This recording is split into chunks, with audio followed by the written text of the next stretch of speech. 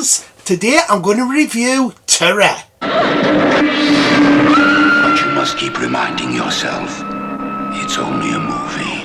It's only a movie. Only a movie. Terror came out in 1978 and is a British supernatural horror film. It was directed by Norman J. Warren, and this is his third of 5 horror films that he directed. It was written by David McGillivray, and he also wrote Satan's Slave, the first of Norman J. Warren's horror films. David McGillivray also has a small role playing a TV reporter. Music was by Ivor Slaney, and he also did the music for Prey, the previous film that Warren directed. There was plans of a sequel to be made, with a film called Beyond Terror.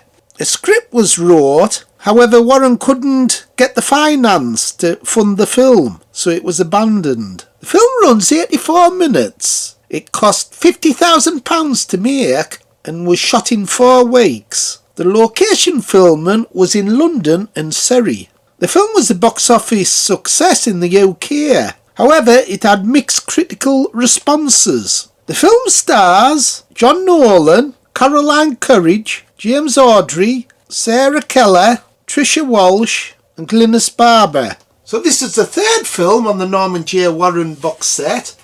And there's the cover of the film. Hope you can see it alright. Some amazing extras on it. Just some of the extras on this film is 4 extended scenes with their introduction by Warren. But I'm also interested in the Norman J. Warren Presents Horror Show from 2008. It's a 33-minute anthology film featuring 5 horror stories hosted by Warren. So it just goes to show that some films have some amazing extras.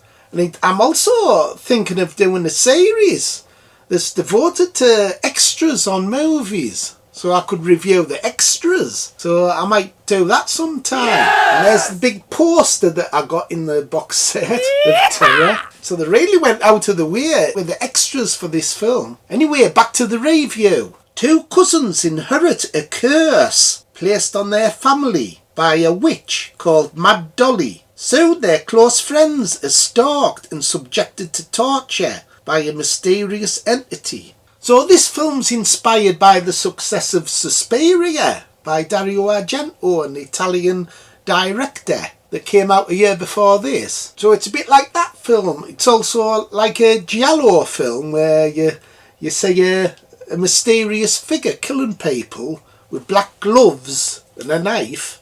So I was really looking forward to this film, however I was disappointed again by it. It seems to be too much like Suspiria in certain scenes. Warren, the film's director, talked about the conception of the film. We had the money for a low-budget film, but no script and no idea of what film we wanted to make. We just knew we didn't want to make a film with a complicated story and wall-to-wall dialogue. After seeing Suspiria, which was a breath of fresh air and a great inspiration for me, we made a list of all the scenes we'd like to see in a horror film. We handed the list to writer David McGillivray, who incorporated the ideas into a sort of story. According to Warren, Terror was conceived as a fun horror film, intended solely to entertain. Various aspects of the film, including the plot, lighting, music and sound effects, were inspired by Dario Argento's Suspiria. However, Warren maintained that Terror was not a copy of that film. It was just liberating in that you could suddenly get away with doing whatever you liked. The film starts off well with great titles where you see these still images of victims.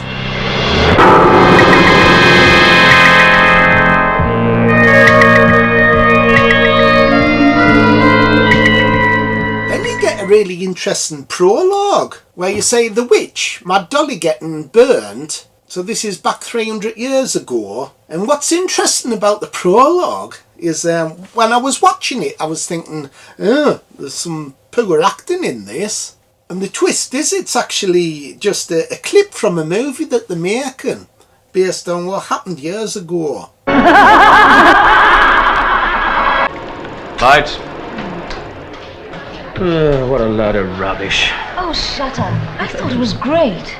Is it really true? Yes. And it actually happened in this very house.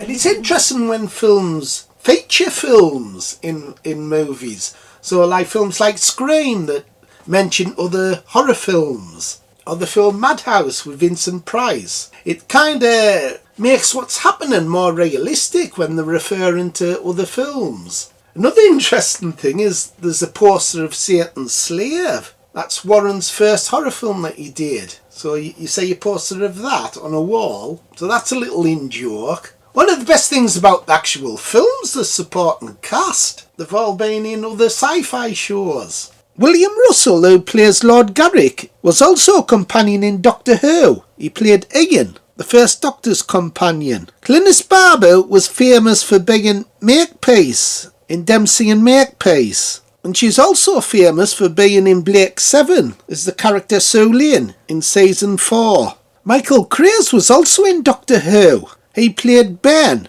the companion for the second Doctor.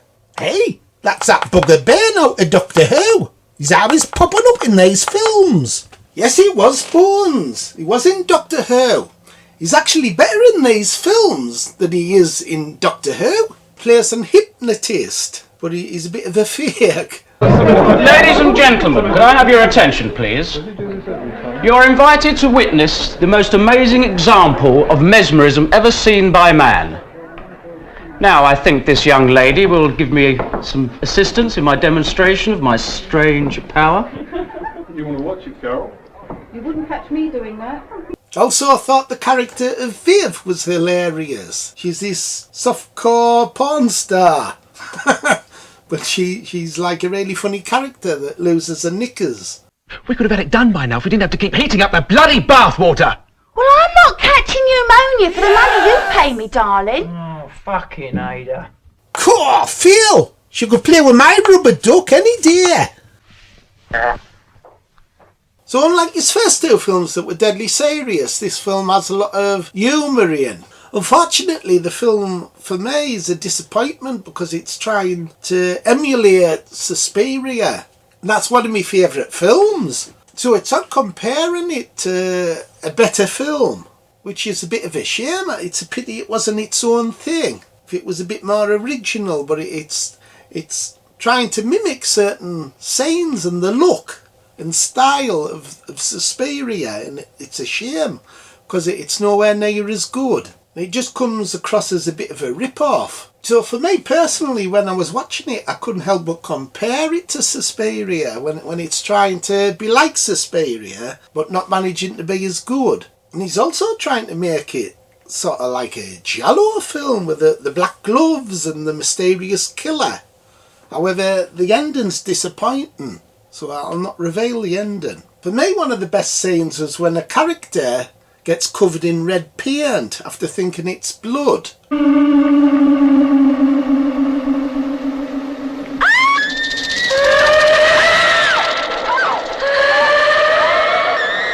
And then moments later she actually gets killed, stabbed to death. So it's a mixture of fake blood and real blood.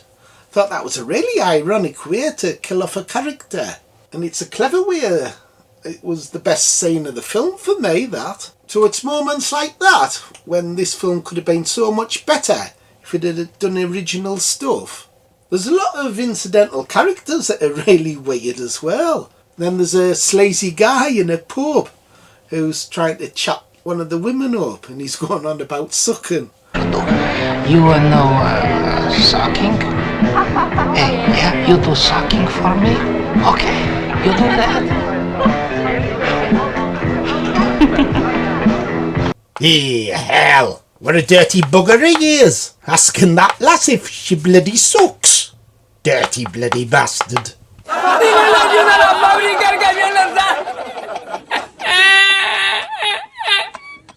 Although the film's violent, it's not as gory as the previous films, and less nudity. So overall I was disappointed. It was trying way too hard to copy Suspiria's success and failing. Also some scenes dragged on too long, and the ending was a letdown. So out of 10, I can only give this one a 6. 6 out of 10. What did you think, Bones? Did you like it? I thought it was crap, Phil. It's a poor man's version of Suspiria. Had nice tits, though. Throughout the Norman J. Warren box set so far, there's only really been one film that I've really liked. The first one, Satan's Slave. The other two get 2 strikes. So it's 3 strikes and you're out. So for me, anything below a 7's a strike. And anything above a 7 is a hit. So far there's been 2 strikes out of 3. So there's 2 films left. Inseminoid and Bloody New Year. So can them 2 films make up for the 2 disappointing ones? Anyway, bye everybody. Like, subscribe and share. Bye. Bye.